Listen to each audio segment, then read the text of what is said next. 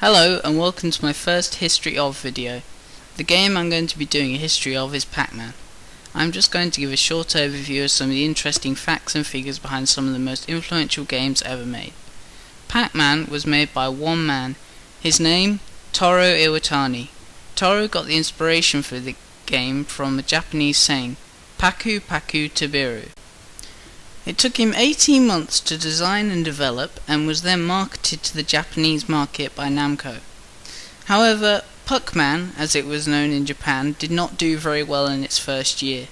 Soon after, an American company snapped it up and introduced it to the English-American market, where it did considerably better under the name of Pacman.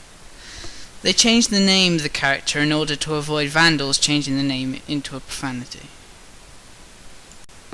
Pacman himself was a real icon of 1980s pop culture, and earned this due to the fact that he made gaming accessible to a much wider audience than just your average gamer.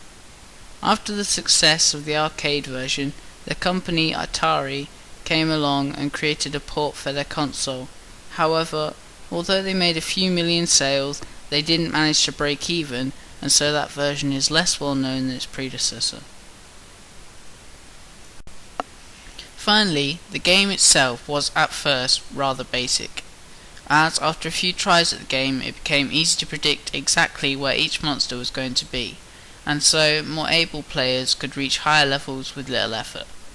So Namco updated the game and gave each and every character his own behavioural pattern. For example, the red monster was known as the catcher. Basically, his main objective would be to make sure that you don't get past him, whilst on the other hand the blue monster was known as the ambusher. He would make sure you went towards the red one by skirting around the edges of the map, trying to cut off your options. If you liked this video, press the like button. If you loved this video, press the favourite button. If you want to see more videos, press the sub button. Thanks for listening, and this was the history of Pacman.